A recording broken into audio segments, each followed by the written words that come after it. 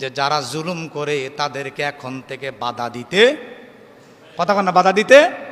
মান রাআ মিনকুম মুনকারান ফালিগাইয়িরু বিয়াদিহি, সুবহানাল্লাহ কোন। আল্লাহ নবী বলছেন বাধা দিবা প্রথমে হাত দ্বারা দাও।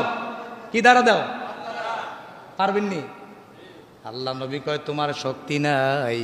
তোমার যদি শক্তি নাই থাকে তাইলে তুমি লিসান, তোমার জিহ্বা দ্বারা প্রতিবাদ করো। কি দ্বারা? এই যে আমরা করতেছি এখন। ফরমতলার অন্যায় অপরাধ বন্ধ করার শক্তি কি আমার আছে?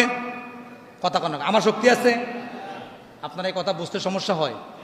পরমতলার যেই অপরাধগুলো হচ্ছে, এই এলাকায় অপরাধ হচ্ছে, মাইকের আওয়াজ যতটুকু যায়, গাইটুলি থেকে শুরু করে খ্রিস্টপুর পর্যন্ত, সেপারা থেকে শুরু করে মুকসার পর্যন্ত, চারোদিকে যতটুকু আওয়াজ যায়, বলেন তো দেখি একটা অন্যায় কি আমি বন্ধ করতে পারবো? তাইলে আমার এখন কাজ হয়ে গেছে। আল্লাহ নবী সাল্লাল্লাহু আলাইহি ওয়াসাল্লামের হাদিস অনুযায়ী তুমি যখন হাত দ্বারা প্রতিহত করতে পারবা না, বাধা দিতে পারবা না, তুমি তোমার জিহ্বা ব্যবহার করো। এখন আমি খতিব সাহেব হিসাবে আমার মিম্বরের দায়িত্ব হয়ে গেছে বলে যাওয়া। কি করা? এজন্য আমি শক্ত কথা বলি।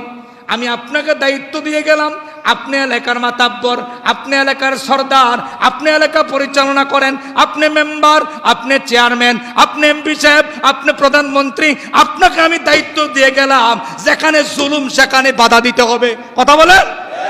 যেখানে অন্যায় সেখানে 20 দাঁত ভেঙে দিতে। এটা হচ্ছে হিলফুল